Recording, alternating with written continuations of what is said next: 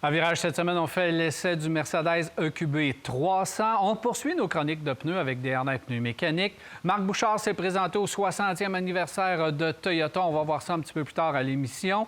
On a beaucoup de nouvelles de l'industrie avec Maxime Dubois. Et à la fin de l'émission, nous répondons à vos questions. Tout ça à virage dans un instant. Virage Auto est propulsé par IA Assurance Auto et Habitation.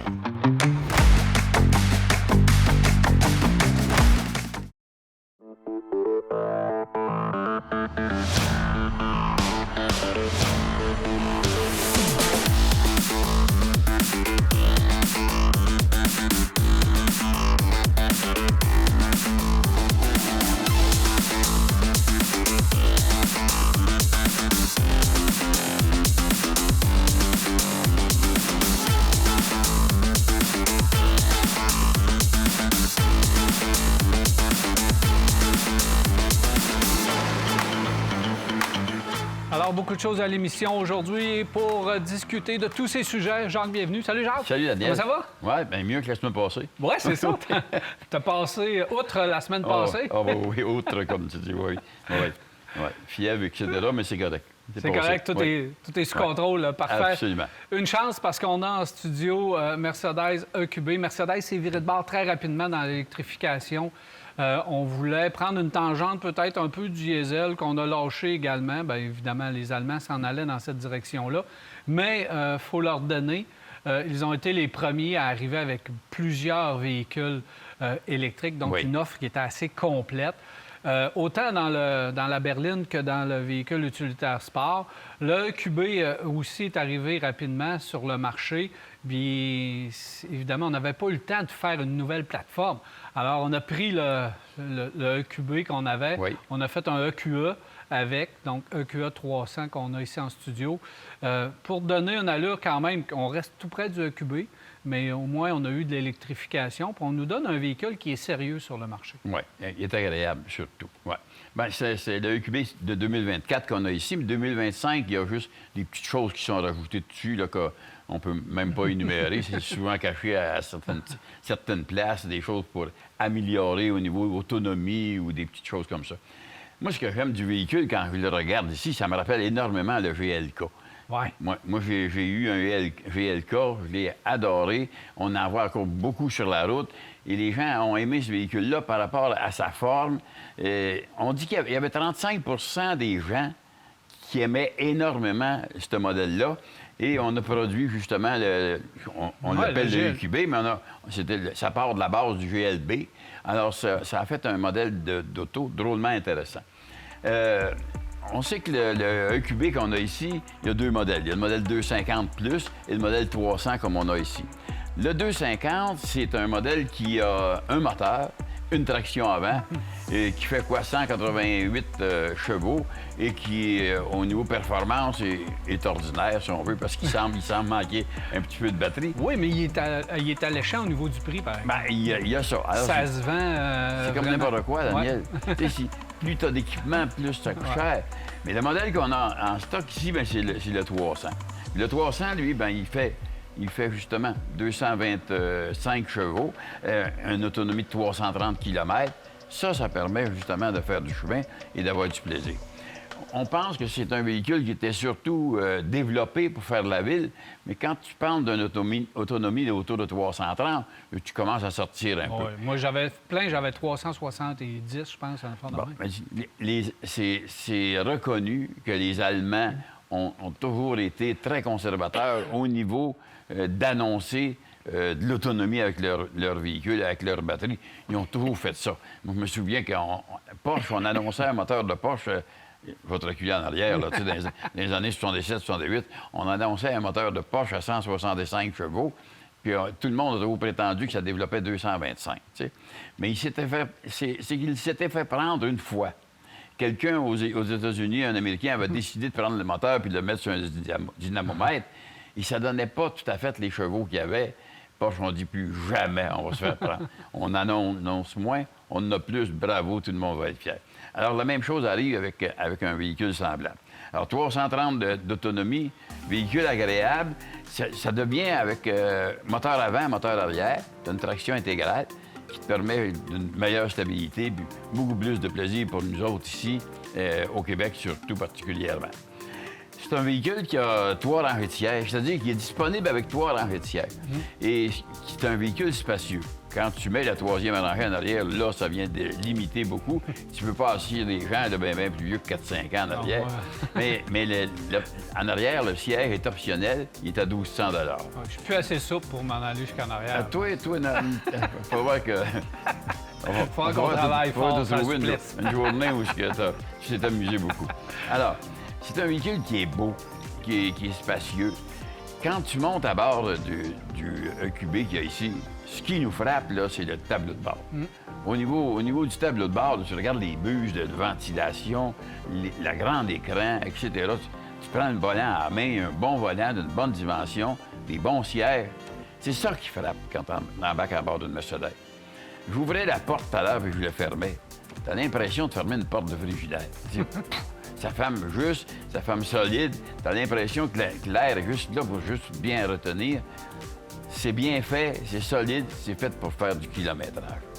Alors, les gens qui ont besoin d'un véhicule semblable, qui veulent un véhicule agréable à conduire, confortable, une batterie de 70,5 kW, ce qui limite un peu la charge, c'est que c'est justement la batterie qui n'est pas tout à fait assez puissante, apparemment, et on dit qu'il faut brancher avec une charge rapide de 100 kWh.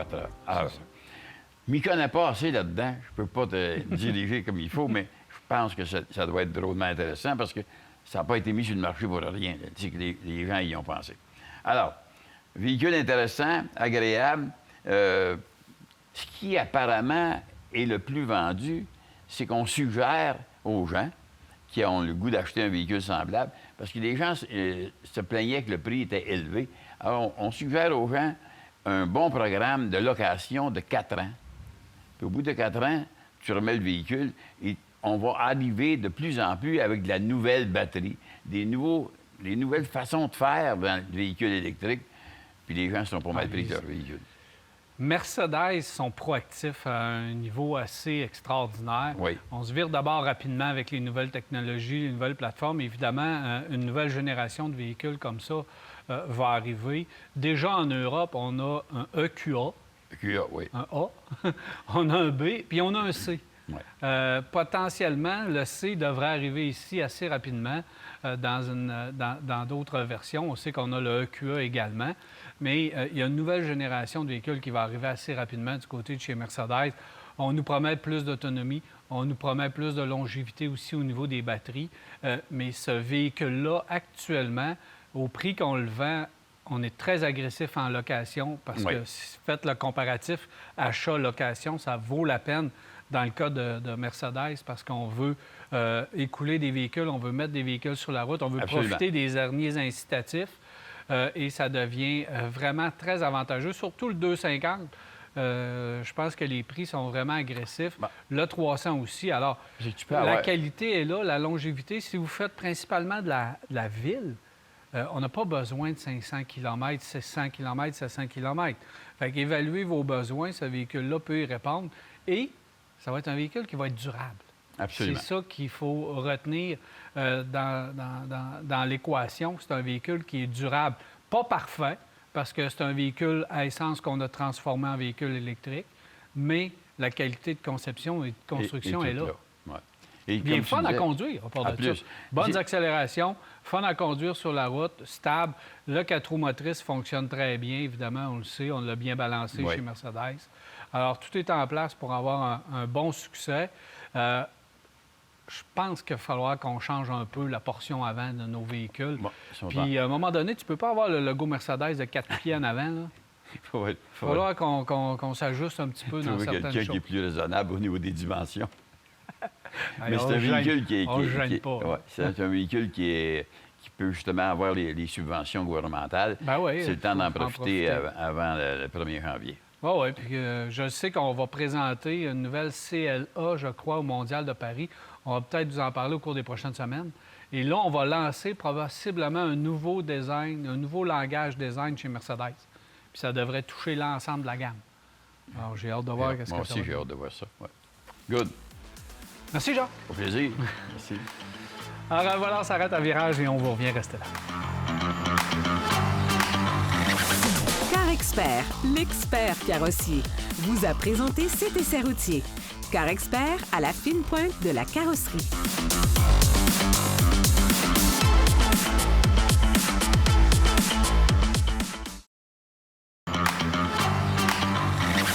Chez Desharnais, profitez d'une remise postale allant jusqu'à 100 $ à l'achat de 4 pneus Nokian Tires sélectionnés. Desharnais, 75 ans et plus jeune que jamais. Nous sommes présentement chez Desharnais Pneus Mécaniques. Je suis en compagnie de Danny Bellil. Salut, Danny. Salut, Daniel. Alors, dernière chronique de pneus, on va parler d'une chose un petit peu inhabituelle. Bien, c'était à mode avant et ça revient, les pneus 4 saisons. On sait qu'il fut un temps où les gens achetaient que du pneu 4 saisons pour se rendre compte que c'était peut-être pas la meilleure affaire. Là, on était mieux qu'un pneu d'hiver puis un pneu fait pour l'été. Là, ça revient de plus en plus dans les discussions, de plus en plus à mode, de plus en plus sophistiqué. Parle-moi un peu de la philosophie de revenir avec des pneus 4 saisons. Oui, puis avec des spécifications particulières, parce que quand on roulait en 4 saisons, je me rappelle avec mes parents, c'était un 4 saisons, mais c'était pas un 4 saisons qui était adapté pour l'hiver comme les produits qu'on a en avant de nous autres. OK. Ces produits-là ont eu besoin de passer des tests qui sont un peu désuets, à mon avis, mais ils ont quand même passé des tests au niveau de freinage, ces choses-là, dans des chaussées, sur des chaussées enneigées. De là à dire que ça répond comme un pneu d'hiver, la réponse, c'est non. Mais oui, on a une demande grandissante. La cause de ça, la population qui est un peu plus vieillissante, les gens sortent à l'extérieur pendant l'hiver, et le fameux phénomène, le télétravail. Tu sais, les gens se sont rendus compte, hey, je fais juste 3, 4, 5 000 km dans mon hiver. Est-ce que j'ai vraiment besoin de pneus d'hiver? C'est des questions qu'on se fait poser régulièrement en tant que spécialiste de pneus chez Desharnais. La réponse est en plusieurs étapes, en toute honnêteté, parce que oui, on peut rouler avec ça en hiver. Oui, il y a différentes tendances dans l'industrie, puis je vais vous en parler. Par contre, est-ce que ça remplace un pneu d'hiver? La réponse, c'est non. C'est sûr que c'est non. Ça ne sera jamais performant comme un pneu d'hiver. Puis, on va prendre des exemples concrets, Daniel. Quand on parle, exemple, de la philosophie un peu plus Nokian, c'est à la base un pneu d'hiver, que la gomme est durcie, la densité du caoutchouc est plus intense, donc le pneu est plus rigide. Ce que ça permet de faire, c'est que ça permet de rouler ces pneus-là en été sans avoir une usure prématurée et nous donner un rendement quand même honnête en hiver. OK. On voit ici la tendance, des pneus asymétriques, quand même avec plusieurs lamelles. Un peu la tendance d'un pneu d'hiver qu'on va retrouver. Oui, mais inspire confiance. Oui. On dirait un vrai pneu d'hiver. Par contre, si on mettait un pneu d'hiver à ses côtés puis on touchait au caoutchouc, vraiment, la densité, la dureté du caoutchouc, on s'apercevrait rapidement que le pneu d'hiver, la gomme est un peu plus molle. Okay. Mais c'est vraiment un pneu d'hiver adapté pour les conditions un peu plus chaudes. C'est un peu la philosophie en arrière de ces produits-là. On en a aussi dans des entrées de gamme comme Ceylon, qui ont pris un peu le même type de technologie là, pour travailler un peu dans le même style que Nokian.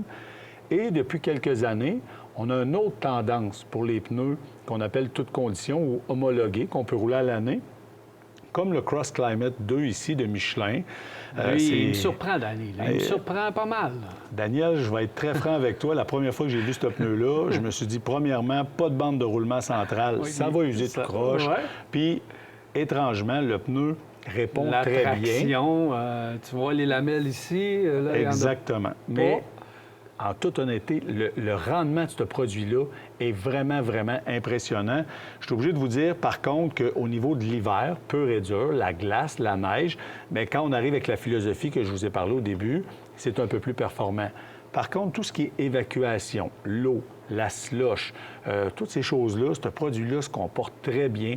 Douceur de roulement, très bonne douceur de roulement. Donc, des gens, snowbird. Oui, c'est ça que j'allais dire. Ils passent l'hiver dans le sud, donc ils l'utilisent presque toujours en situation été.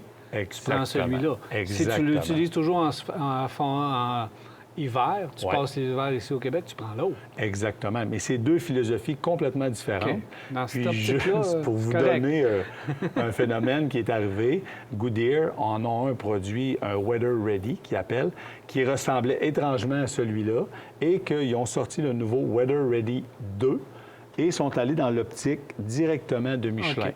On sait que Goodyear est très fort aux États-Unis, donc toute la couronne nord des États-Unis. Je pense que c'est un produit qui peut très, très bien performer là-dedans, mais c'est tous des produits qu'on peut rouler à l'année, c'est tous des produits qui ont le flocon sur le côté. Par contre, deux technologies complètement opposées. Exemple, parce que je comprends que c'est des applications bien pointues, parce que si on s'achète un pneu, on part avec une voiture neuve. Oui. Pneu d'été neuf, pneu d'hiver neuf sur 4 ans, et qu'on a nos 2 sets qu'on change, et qu'on prend un pneu comme ça sur 4 ans, le rendement va être meilleur avec 2 sets. Exactement. C'est vraiment un compromis. Quand on parle du pneu d'hiver qui est un compromis, un pneu homologué à l'année est vraiment un compromis. C'est un compromis et l'été et l'hiver. C'est certain qu'un pneu qui a beaucoup de lamelles comme ces pneus-là donnera jamais un rendement aussi performant sur un freinage appuyé ou sur un freinage d'urgence. Même chose avec ce produit-là. L'empreinte au sol est moins grande qu'un produit d'été pur et dur. Fait que oui, c'est un compromis. Il faut venir vous voir parce que c'est les pneus où tu as le plus besoin des conseils d'un professionnel. Oui, puis on va vous en poser des questions pour savoir qu'est-ce que vous faites. Quelqu'un qui m'arrive ici puis qui fait 12 000 km en hiver puis qui va être chaussé en toutes conditions comme ça, c'est sûr que je vais essayer de le convaincre d'acheter des pneus d'hiver. C'est sûr et certain pour sa sécurité et notre sécurité, pour la sécurité de tout le monde. Voilà. Par contre, dans les pneus camions, là, on est habitué. Dans le pneu commercial, le pneu camion, camionnette aussi, là, il y a beaucoup de choix pour dans le 4 saisons. C'est un créneau où ça se bouscule énormément présentement. La raison pourquoi que les compagnies ou tous les véhicules commerciaux roulent plus avec des pneus homologués à l'année, c'est qu'il y a beaucoup de poids dans le véhicule. Fait que ça peut nous permettre d'avoir un pneu qui n'a pas beaucoup de lamelles, qui n'est pas très axé glace, mais avec le poids du véhicule, va quand même donner un rendement honnête en hiver. Sincèrement, c'est un créneau qui a toujours été mené par deux fabricants, que ce soit BF Goodrich avec le KO2, le KO2 qui vient d'avoir son successeur après plusieurs années, qui est le KO3, qu'on pourra vous présenter, et le Duratrac de Goodyear. Ces deux compagnies-là, dans les produits homologués pour l'hiver, avaient une très, très grande part de marché. Par contre, le Duratrac, on en avait déjà parlé dans une chronique précédente, avec le RT, ils sont arrivés avec le Duratrac 2.0, un peu comme BF Goodrich vient de faire avec le KO3. Par contre, c'est des produits qui ne sont pas donnés, c'est des produits assez dispendieux. Nokian en a un qui s'appelle le Outpost NAT, qui ressemble étrangement à ces produits-là et que souvent, le rapport qualité-prix est très intéressant. Mais je pourrais vous en nommer pendant 20 minutes. Yokohama en ont, Bridgestone, toutes les compagnies ont ce type de produit-là homologué commercial. C'est vraiment, vraiment une tendance dans l'industrie et on en vend énormément. Danny, c'est la dernière chronique de pneus. Il faut revenir sur les conseils d'usage si on n'a pas encore installé nos pneus d'hiver, si on hésite pour une application quelconque. Évidemment, là, c'est le temps de prendre ses décisions. Effectivement, c'est le temps de prendre ses décisions. Puis une chose importante, les gens, quand les pneus sont avancés, que c'est votre 3e ou 4e saison d'été, tardez pas à faire changer vos pneus. Vous venez d'acheter un véhicule neuf, les pneus 4 saisons sont pratiquement neufs, ont roulé quelques mille kilomètres. De faire installer ces pneus la 2e de novembre, il n'y en a pas de stress, il n'y en a pas de problématique. Le pneu 4 saisons peut quand même résister jusqu'à des températures sous zéro, là, -5, -7. Puis je m'explique, résister, c'est qu'il garde une certaine élasticité. Par contre, les gens qui arrivent ici au mois de novembre, qui sont pris dans le cours, parce que le char avance plus, l'auto avance plus, parce qu'ils ont des pneus pratiquement finis d'été, faites attention. Vérifiez votre usure de pneus d'été, puis ça va vous aider à cibler peut-être une date de rendez-vous. Un moment pour un remplacement de pneus.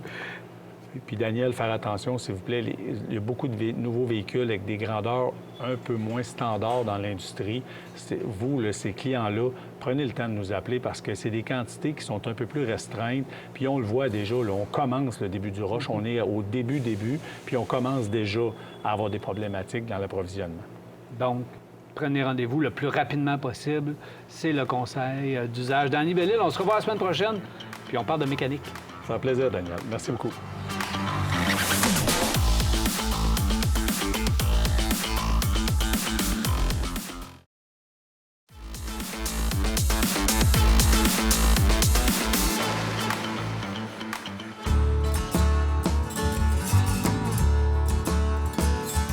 60 ans, c'est un anniversaire important pour à peu près n'importe qui. Mais dans le cas d'une compagnie qui est présente au Canada depuis 60 ans, ça l'est encore plus. C'est le cas de Toyota Canada, qui célèbre cette année cet épisode particulièrement historique pour eux, au cours duquel, en fait, ils ont aussi assemblé leur 11 millionième véhicule, un Toyota RAV4 hybride que j'ai eu l'opportunité de conduire aujourd'hui.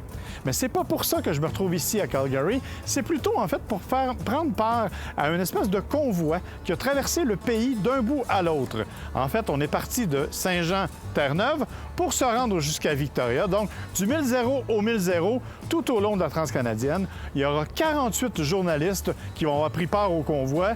Moi, évidemment, je n'ai pas fait toute la distance. Je n'avais ni le temps ni la patience, mais j'ai quand même fait Winnipeg à Calgary, un peu plus de 1800 km qu'on a franchi en 3 jours à peine. Ce qui est intéressant, en fait, c'est qu'on nous avait amené des véhicules différents à essayer. Bien sûr, la Camry XSE, comme celle qu'on a derrière ici, motorisation hybride, un véhicule dont on vous a déjà parlé à l'émission et que vous connaissez relativement bien. On avait aussi la Crown Signa, cette espèce de mélange entre une familiale et la Berlin Crown, un véhicule de luxe aussi hybride, extrêmement impressionnant, qui a vraiment été la preuve qu'on peut avoir du confort et de l'économie. 6,4 litres au 100 de moyenne, c'est ce qu'on a été capable d'atteindre avec le véhicule tout au long de notre parcours. Vous me direz que ce sont les prairies, c'est pas la région la plus accidentée, c'est assez plat et il n'y a pas beaucoup de sinuosité, mais quand même, c'est assez exceptionnel. On avait aussi, bien sûr, le Land Cruiser, le fameux véhicule que tout le monde attendait, ainsi que le Toyota Tacoma dans sa version TRD Pro avec la motorisation hybride, 2 véhicules qui partagent aussi un même moteur et qui, ma foi, se sont avérés particulièrement efficaces. Mais il n'y avait pas que les véhicules tout au long de ce parcours, puisque Toyota en a profité pour nous faire découvrir ce à quoi ils participaient. Entre autres, on est allé visiter un centre d'interprétation des Premières Nations exceptionnel, une réserve de bisons, vraiment quelque chose de particulier. C'était vraiment particulièrement intéressant. On est aussi allé dans une entreprise qui s'appelle Dark Matter Material, où on est en train de développer la théorie du futur pour la fabrication d'hydrogène. Ça aussi, c'est vraiment scientifiquement très avancé. On est allé visiter les dinosaures à Drumheller parce qu'il le fallait bien, on était en Alberta. Et on a visité, en fait, une concession aussi en Saskatchewan, chez Hans Toyota, où on avait là des vieux véhicules, des vieux Land Cruiser, mais surtout des camions Land Cruiser 70 importés directement avec le moteur diesel que l'on transforme pour l'usage de mines. Bref, Toyota est présent dans à peu près toutes les sphères. On nous l'a dit et répété, plus de 24 véhicules dans la gamme. Nous, on en a essayé quelques-uns sur 1800 km, mais honnêtement, c'était un parcours intéressant qui nous a permis de découvrir plein de choses. Bref, on ne peut que souhaiter bon anniversaire à Toyota.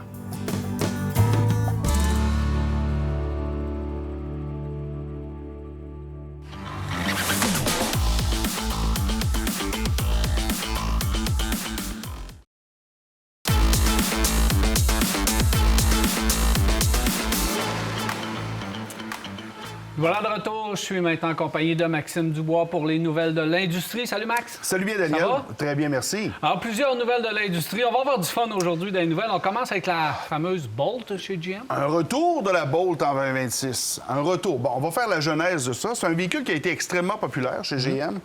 On nous avait prédit, bien évidemment, la fin parce qu'on amenait une nouvelle plateforme qui allait recevoir l'Equinox. Et on nous avait dit que, finalement, ça valait peu la peine parce que l'Equinox serait le prix d'une Bolt. Bon, on sait que c'est d'autres choses qui est L'Equinox arrivé. à 35 000. On nous l'avait promis. Oui. Promis à 35 000 pendant longtemps pour finalement abandonner le projet, évidemment. Alors, évidemment, un Equinox, ça coûte pas mal plus cher que ça maintenant. Donc, l'idée de ramener un véhicule qui était quand même très populaire, qui a permis à beaucoup de gens de mettre un pied dans l'électrification. Une Bolt, on a eu la Bolt EUV qui est un petit peu plus grande aussi, donc qui a été extrêmement populaire. Puis on en voit encore sur les routes.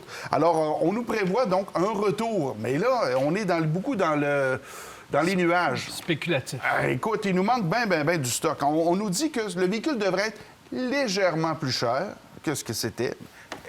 C'est quoi léger? On ne le sait pas, encore une fois. Mais dans les choses qui seraient très intéressantes, c'est qu'on nous parle que la recharge serait beaucoup plus rapide. Et ça, c'est un aspect qui est crucial parce que c'est un frein pour la plupart des gens qui ne veulent pas, justement, faire leur pas, l'entrée du côté des véhicules électriques. Évidemment, l'idéal serait d'avoir un véhicule qui serait moins cher que l'Equinox. Un Equinox EV, ça commence à 51 000 à peu près, aux alentours de. Alors, si on était capable d'avoir une Bolt aux alentours de 40, ça serait génial. Même sous les 40, mais là, serons-nous capables? On ne le sait pas. Mais chose certaine, ça pourrait être extrêmement intéressant et ça pourrait donner une belle concurrence aussi, là, un prix concurrentiel et probablement que les gens pourraient embarquer. On nous prévoit même qu'on va avoir une gamme élargie, donc c'est pas juste la Bolt, on aurait une Bolt EUV aussi. J'ai hâte de voir, parce que la rumeur veut qu'on réduise l'autonomie considérablement pour réussir à avoir un prix très alléchant. Si on veut avoir une recharge rapide et on a une batterie de plus petite dimension, on pourrait peut-être y arriver. Faut être sous la barre des 40 000 $. C'est le prix visé par GM, mais on veut vraiment avoir un véhicule probablement qui aurait de l'autonomie moindre et qui pourrait servir justement pour la ville. Vous voulez aller plus loin, on a le Blazer, on a l'Equinox. Donc, on a ce qu'il faut pour vous autres. Mais si vous voulez une petite voiture urbaine, ce serait peut-être ça. Il faut se pencher du côté de la Fiat 500 comme concurrente. Exactement. La Fiat 500e qui a 260 km d'autonomie, belle construction, cette petite Fiat-là. Ça ne plaît pas à tout le monde au niveau de l'autonomie, mais si vous voulez une petite voiture urbaine, c'est la voiture à choisir. Et on se parle souvent qu'en Chine puis qu'en Europe, ils ont donc bien des voitures électriques puis ils en vendent donc bien beaucoup. Mais du 250 km, 200 km d'autonomie, ils en ont en masse. Oui. On veut avoir des voitures à un prix.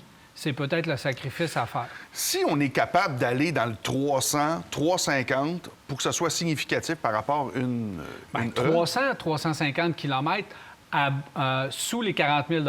Ça serait génial. On s'entend.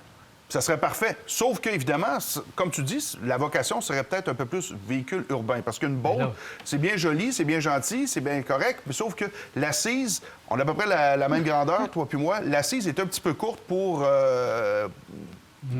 les jambes, là. Disons que c'est pas l'idéal. Sauf que si on est capable d'avoir un petit peu plus d'espace, un peu plus d'autonomie, un peu de coffre avec une Bolt EUV, bien là, en dessous des 40, je pense qu'on a un numéro gagnant. On va attendre. À venir jusqu'à maintenant, au niveau des prix, GM, des fois, ils nous réservent des surprises, puis d'autres fois, bien, on ne livre pas en marchandise. Alors, on va attendre de voir. 2026. 2026, on va avoir le temps d'en reparler. Ça va avoir le temps de changer de prix quelques fois encore. On a parlé du nouveau Taos. Bon, on a vu quelques images. On a vu que ça allait arriver. Il allait y avoir un beau rafraîchissement pour le Taos 2025. On en sait un peu plus maintenant. Maintenant, on sait les prix. On sait qu'on aura un Taos Trendline à traction, donc juste avant, sous la barre des 30 000. Donc, 29 795 $. Le 4Motion, la traction intégrale, sera aussi offerte de ce côté-là. En gros, qu'est-ce qu'on a? On en a parlé. On a un style qui est extérieur, qui est revisité. On a disons, on a une plus grande palette aussi de couleurs qui est offerte, design de roue, mais aussi on a des choses qui sont un petit peu plus intéressantes. On va rechercher un peu la ligne qu'on est allé chercher dans le ID4, le ID4. Le fameux logo Volkswagen illuminé qu'on entend parler et qu'on remarque énormément. On le sait sur le chemin. On va l'avoir, ça, dans le Taos. Alors, si vous ne l'avez pas su, bien, peut-être qu'on va vous l'annoncer, mais on va régler un grave problème. La fameuse DSG, double embrayage, qui était dans ce véhicule-là avec le 4Motion, donnait des coups. La transmission n'est pas mauvaise en tant que telle. Elle fait un super travail si on regarde dans le GTI, dans le GLI. Il faut dire que ce sont des moteurs qui sont plus puissants. Alors, en conduite un peu plus sportive, avec un moteur plus puissant, la transmission fait le bon travail. Ça va très bien. Mais avec le Taos, c'était hésitant et ça a été rapporté énormément. On a réglé le problème. On va y aller juste avec la transmission 8 rapports. Alors là, on a la paix, c'est réglé. Donc, on va... Il faut s'attendre à beaucoup d'économies de carburant sur la grande route avec cette transmission-là. Oui. Et évidemment, la double embrayage n'a pas sa place dans une voiture de ville comme ça. Ça fait que ça, c'est un très bon choix chez Volkswagen. On a réglé à peu près tous nos petits problèmes électriques, mais ça, c'est ce qu'on nous dit qu'on a réglé tous les petits problèmes électriques, j'ai hâte de voir. Mais sous la barre des 30 000 $ pour un petit VUS de même, moi, je pense qu'on arrive très fort dans le marché, puis on met de la pression sur le reste de l'industrie. Là. Parce que là, on arrive dans les prix de ce qu'on retrouve chez les Coréens. Un Kona, ces véhicules-là de base, un Kicks et tout, Oui. tous les autres. Donc là, on arrive à un prix Mazda CX-30. On arrive dans les prix fort intéressants. Entrée de Je gamme, pense que c'est un évidemment, bon coup. mais quand même bien équipé. On va avoir, évidemment, pour en avoir un peu plus, du Comfort Line aux alentours de 35 000. On va avoir une Comfort Line Black Edition qu'on nous promet, évidemment avec des aspects esthétiques qui seront beaucoup plus foncés, noirs, un peu plus chic, un peu plus raffinés, ce qu'on nous dit, aux alentours de 36 900. Et on a une version encore Highline à 38 995 où on a tout ce qu'on a de besoin, la carte complète de tous les équipements. Et donc, ça devrait arriver chez les concessionnaires un peu plus tard dans l'année. Et pour ceux qui veulent avoir un peu plus grand, le Tiguan, on nous prévoit donc le remplaçant qui devrait arriver un peu plus tard. Souhaitons évidemment qu'on n'ait pas trop d'inflation qui soit jouée, encore une fois, dans le prix pour le grand frère du Taos. On parle de Mini maintenant. Alors, Mini qui dévoile sa Cooper 2025 décapotable. Et qu'est-ce qu'on a de neuf? On cherche un peu. Disons qu'on a... c'est une évolution de style hein, chez Mini. Et il faut qu'on ait une évolution. Il faut qu'on ait encore cette démarcation, cette signature qui fait que le véhicule se démarque. Si on va trop rechanger, on va perdre un peu cette identité-là. On fait juste penser à l'intérieur aussi avec l'immense tableau de bord. En fait, l'écran qui est rond. On voit ça nulle part. C'est le fun. Pour ceux qui disent « Ah, les autos sont toutes pareilles », bien, un Mini, c'est différent un peu. Là où on a fait un petit peu de ménage aussi, c'est avec les versions... on a juste 2 moteurs maintenant. Hein? Alors, 4 cylindres, turbo, 2 litres. Alors, 160 chevaux avec un couple de 184 livres-pieds. Sinon, on pousse un peu plus pour la version S avec du 201 chevaux, 221 livres-pieds de couple. Alors, voilà. Donc... c'est Mini. C'est Mini comme changement. Moi, je trouve que ça perd tranquillement, pas vite, de son essence du côté de chez Mini, son aura qu'il y avait autour de Mini. Il y a encore des adeptes, il y a encore une base solide qui aime Mini, mais j'ai l'impression que ça perd un peu de son charme. Et surtout on a perdu aussi un des éléments, un des épices qui faisait que la sauce prenait énormément. On n'a plus de transmission manuelle. Alors, c'est juste une transmission automatique. Bon, qui va bien, mais une boîte manuelle dans un Mini, il y a une couple d'années, on se régalait, là. On se régalait. Parlant de choses, de grosses modifications chez Chrysler, on nous prévoit un grand Caravane 2025 à 47 000. On nous dit que c'est 3 000 de moins. Sauf qu'on a enlevé la version de base. Donc, on a enlevé 3 000 mais sur la version la plus équipée. Mais je trouvais ça dommage parce que ça nous permettait encore d'avoir une mini-fourgonnette très abordable. Ça, on n'a pas besoin de tout l'équipement. On veut avoir l'espace cargo. On veut que ça soit facile. On s'entend-tu qu'il y a-tu quoi de plus pratique qu'une vanne comme ça, une mini-van? C'est un vrai véhicule utilitaire. Voilà, exactement. Pour les familles. Alors là, c'est dommage parce qu'on enlève les versions de base. Et là, je trouve qu'on perd beaucoup de l'essence. Parce que à 47 700 qu'est-ce qu'on a? On a un Kia Carnival à 43 000 en version d'entrée de gamme, qui est quand même bien équipé. Un Honda Odyssey, c'est plus cher à 52 000, mais on est quand même pas loin, on est à 5 000 du 47. Mais un Sienna est à 47 900 dans les versions d'entrée de gamme. Alors là, est-ce que le Grand Caravane... Pour les familles riches, la Caravane, Grande Caravane, quand elle était offerte dans son ancienne version désuète, j'en conviens. Mais cette version-là, avec un rafraîchissement à un prix, mettons qu'aujourd'hui, elle serait à 30 000 28 000, 29 000, 30 000, elle était à 20 000, 19 995 à l'époque. Je comprends qu'on n'aurait pas pu la garder à ce prix-là. Non, exactement. Sauf que pour les familles qui en ont réellement besoin, c'est un véhicule qui répondait aux besoins. Exactement. Donc, c'est dommage. C'est un véhicule qui risque de perdre encore des plumes, malheureusement, et des ventes. J'ai 2 petites nouvelles rapides en terminant. Jeep qui va retirer son V8 du Grand Cherokee L. Ça va faire place, donc, aux 4 cylindres 2 litres qu'on retrouve dans le 4XE. On retrouve un peu plus de chevaux.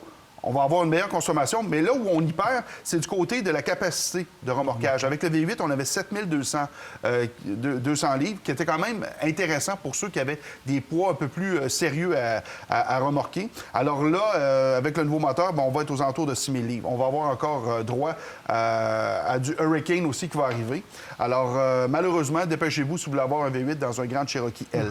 Je termine rapidement avec Honda qui travaille pour une boîte manuelle. On en a entendu parler un peu. Oui, on va avoir le Prélude, mais là, c'est une version hybride. Mais là, avec un véhicule 100% électrique, j'ai hâte de voir ce que ça va donner parce que c'est quoi l'utilité au départ? Tu sais, on n'a pas de changement de rapport. On le sait, avec une boîte automatique, qui n'en est pas une. On s'entend que ça va être une simulation de boîte manuelle électronique. Alors, j'ai hâte de voir qu'est-ce que ça peut donner. Ça peut être le fun, mais j'ose imaginer qu'on va avoir aussi le choix de la garder en boîte automatique. Parce qu'on nous... Fait qu'on va pouvoir faire manuel ou automatique. On devrait si on veut s'amuser on devrait avoir 3 pédales, mais on devrait avoir un accès en appuyant sur une pédale pour passer en mode automatique. C'est ce qu'on nous parle de peut-être travailler, mais il va falloir l'essayer. Mais on va être dans la grande simulation. Puis surtout que ça mène à rien d'efficace pour l'instant. Mais on ne l'a pas essayé encore. À voir, à suivre. Merci, Max. Ça fait plaisir. Alors, voilà, on s'arrête à Virage et au retour, on répond à vos questions. Restez avec nous. Ce segment est une présentation du réseau des garages recommandés CAA Québec et de B Lepage Autoservice. Visitez caaquebec.com pour trouver votre garage.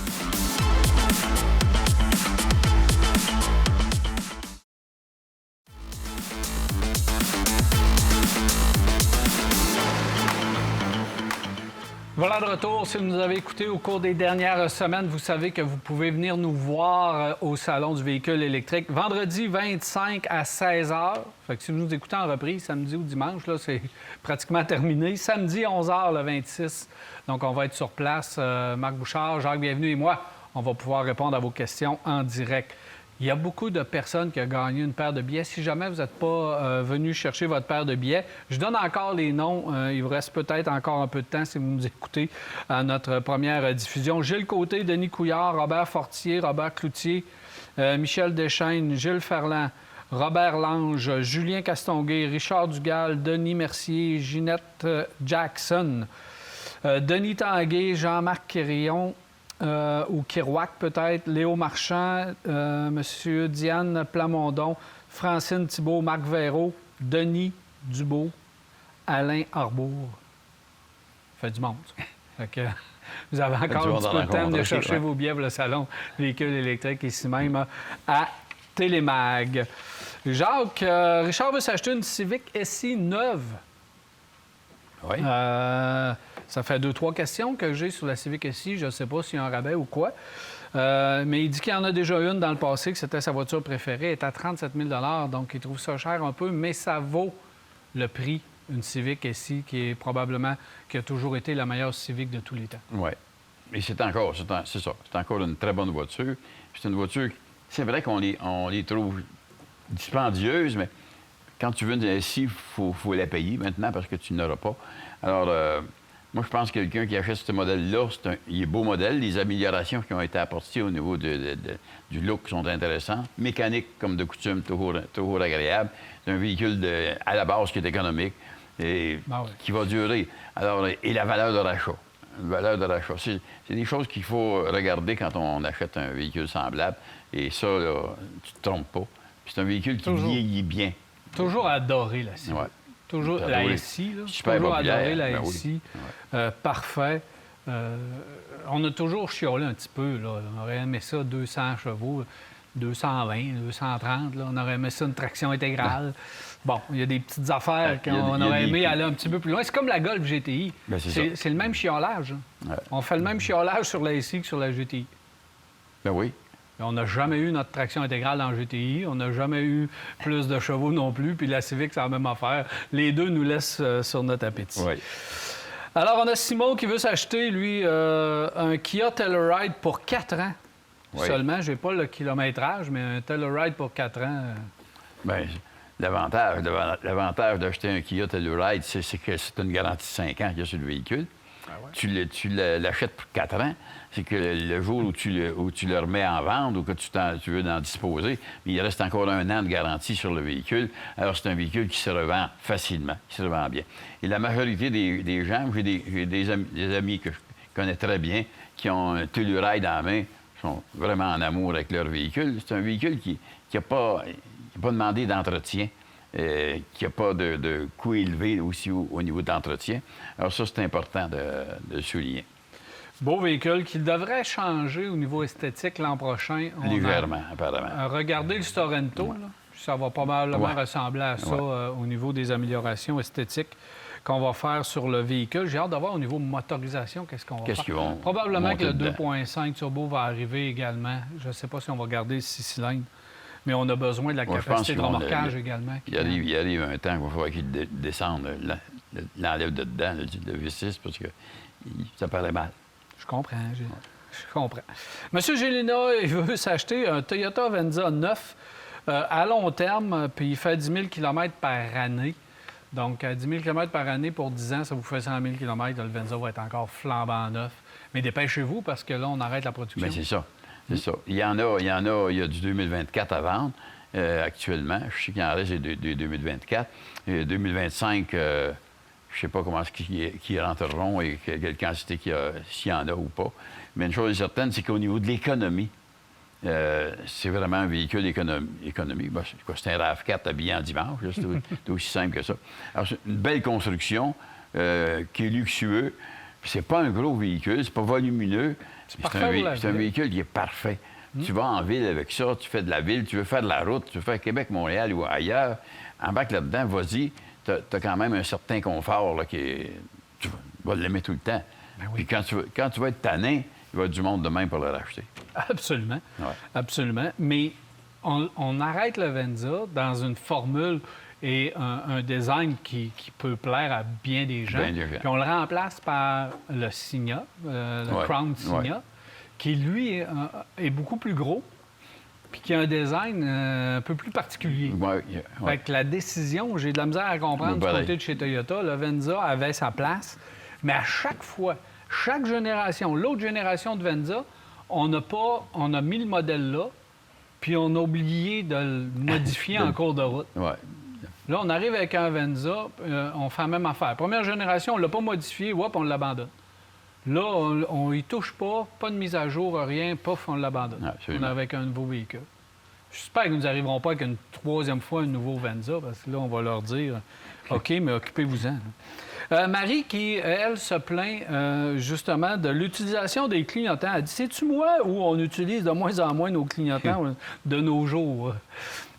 Fait qu'elle, l'utilisation... C'est vrai qu'il y en a beaucoup qui négligent l'utilisation des clignotants sur la route, mais ça a toujours existé, ça va toujours exister, je pense. Jusqu'au temps qu'ils deviennent automatiques. Oui, mais encore là. Puis il demeure que les clignotants, c'est que les gens ne sont pas attentifs à leur conduite. Quand tu conduis puis que tu écoutes, tu as déjà tes iPods dans les oreilles ou que tu es dans la lune, tu n'es pas là. Bien, c'est certain que tu arrives à une intersection où tu voudrais tourner et tu dis « Oh, je suis rendu ». Alors, tu as oublié de mettre les clignotants. Mais c'est la même chose avec les phares de jour ou de nuit. Tu sais, on va dire, comme il dit, la noirceur tombe, puis ils n'ont pas allumé les lumières. Tu suis une voiture fantôme, tu sais, puis je trouve ça désagréable. Mais c'est vrai que les gens devraient être un petit peu plus attentifs à ce qu'ils font sur la route. Il y en a qui c'est systématique, puis on les utilise pas. Oui.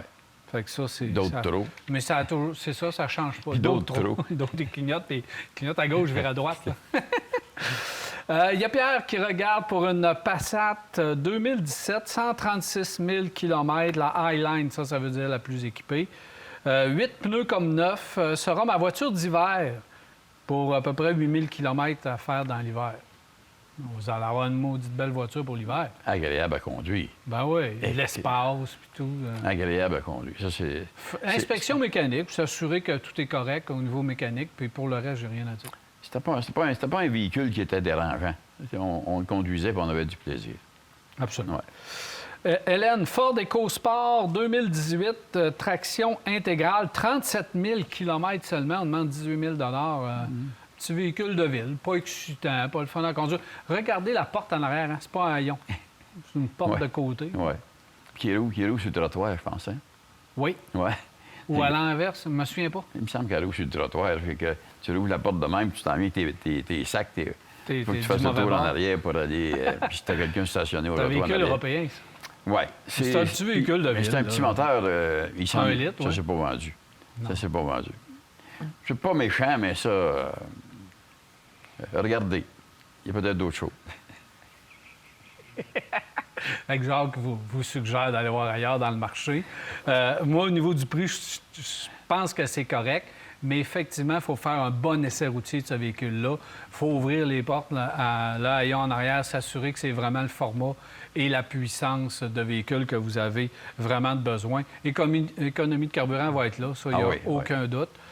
Mais le format est à vérifier. Sinon, bien sûr qu'il y a d'autres véhicules. Le Ford Escape, je suis persuadé qu'au même kilométrage, vous allez avoir un Ford Escape à peu près au même prix qui est nettement supérieur. Fait que ça, c'est à vous de décider. Absolument. Aucune comparaison. Ouais. Merci, Jacques. Merci, Daniel. Merci tout le monde. Alors, voilà, c'est déjà tout pour Virage. J'espère que vous avez apprécié. On vous attend au Salon du véhicule électrique vendredi et samedi. N'hésitez pas à venir nous voir. D'ici là, je vous souhaite une agréable semaine et on se revoit la semaine prochaine pour un autre Virage.